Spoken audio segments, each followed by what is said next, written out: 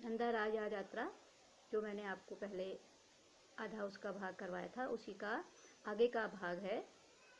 तो देखिए, तो जब नंदा अपने पिता के घर को छोड़कर अपने पति के घर जाती है, तो उसके बाद वह जो जाने का जो समय होता है, उस अवसर को सभी लोग एक उत्सव के रूप में उसका आयोजन करते हैं, और वही नंदा राज यात्रा के नाम से प्रसिद्ध है।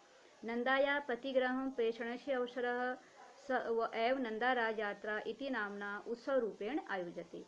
तो नंदा के अपने पति के घर के जाने के अवसर को नंदा राज यात्रा इस नाम से एक उत्सव के रूप में आयोजित किया जाता है। नंदा राज यात्रा ऐसा सांस्कृतिक परंपरा पुरातन काल देव प्रचलन्ती अस्ति। और नंदा राज यात्रा यह सांस्कृतिक परंपरा प्राचीन समय से ही चली आ रही है। इयं यात्रा चमोली जनपदस्य ग्रामादारभ्य मध्य हिमालयस्य रमणीयासु पर्वतशृङ्खलासु हरितमये साध्लेषु विचरन्ती नदी पर्वत सरोवर काननेषु भूत्वा उन्नतम हिमालय क्षेत्रं प्रविशति। तो यह जो यात्रा है वह चमोली जनपद के नौटी नामक गांव से आरंभ होकर मध्य हिमालय के रमणीय सुंदर पर्वत श्रृंखलाओं, हरे भरे मैदानों और से चलती हुई नदी, पर्वत सरोवर और जंगलों से होती हुई हिमालय क्षेत्र में प्रवेश करती है। यात्रा मार्गे अस्मिन् नानाविधानि पुष्पकानानि निर्मला सरोवरा हिमाच्छादित पर्वत श्रृंखला सन्ति। तो यात्रा के मार्ग में उनको अनेक प्रकार के पुष्पों से सुसज्जित बगीचे, निर्मल स्वच्छ सरोवर और बर्फ से ढके हुए पर्वत श्रृंखलाएं उनके मार्ग पर उनको मिलती हैं। अत्रैवास्ति प्रसिद्धम पौराणिकम रूपकुंडम, और यहीं प्रसिद्ध पौराणिक रूपकुंड भी यहीं पर स्थित है। उच्यते यत् एकदा भगवती नंदा भगवता शिवेन सह अस्मिन् काननेन आनंदेन विहरति स्म। ऐसा कहा जाता है कि एक बार भगवती नंदा भगवान शिव के साथ इस वन में आनंद के साथ घूम रही थी। विहार समये नंदा पिपासिता अभवत परम कुत्रापि जलस्य सरोवरः न आसीत्। तो जब वह अपने पति शिव के साथ वन का भ्रमण कर रही थी,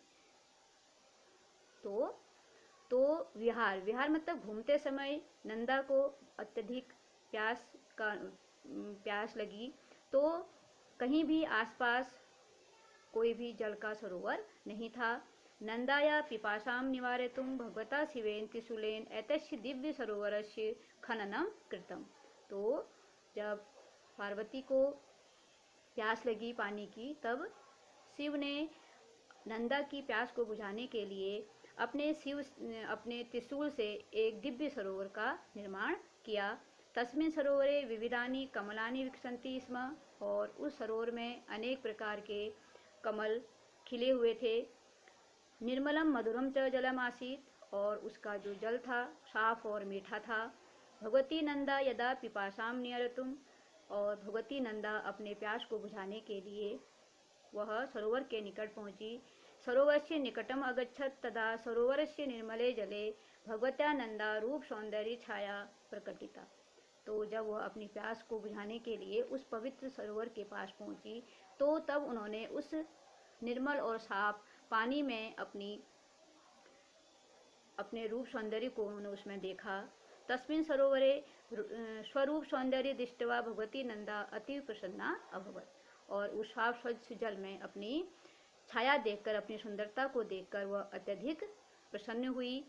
सा सरोवर से जलम पीतवा पिपासाम निवारित, और उन्होंने उस सरोवर के जल को पीकर अपने प्यास को बुझाई। तदारभ्य तमेव सरोवरम रूपकुंडम इति वदन्ति जना। तो तब से उस सरोवर का नाम रूपकुंड, यह नाम से लोग सभी उसको रूपकुंड कहने लगे। नंदाराज यात्रायां रूपकुंडस्य विशिष्ट स्थान अस्ति, और नंदाराज यात्रा में रूपकुंड का एक विशिष्ट स्थान है। रूपकुंडे पूजा अर्चनम कृत्वा यात्रा अग्रे गच्छति। जब यात्रा रूपकुंड के पास पहुंचती है तब रूपकुंड के पास रुककर पूजा अर्चन किया जाता है। उसके बाद यात्रा आगे के लिए चलती है। अनंतरम भगवती नंदा प्रतिग्रहम पापनोति, और अंत में नंदा अपने पति के घर को चली जाती है।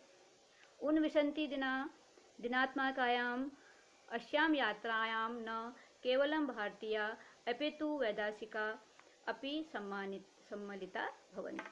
तो जो ये यात्रा है, जब यह कितने दिन तक चलती है? उन विशंति दिनात्मिकायाम मतलब 19 दिन, ठीक है। 19 दिन तक चलने वाली यह यात्रा न केवल भारतीय अपितु विदेशों के लोग भी इसमें सम्मिलित होते हैं। इयं यात्रा उत्तराखंडस्य लोक संस्कृते धर्मस्य इतिहासस्य परंपराया विश्वासस्य च वाहिका अस्ति। और यह जो यात्रा है, नंदा राजात यात्रा, वह उत्तराखंड की लोक संस्कृति, धर्म, इतिहास, परंपरा और विश्वास की वाहिका है। वाहिका मतलब हमारे जो उत्तराखंड की जो संस्कृति है, यहाँ की जो परंपरा है, यहाँ का जो धर्म है, यहाँ का जो इतिहास है, इस सब को आगे बढ़ाने वाली यह यात्रा है।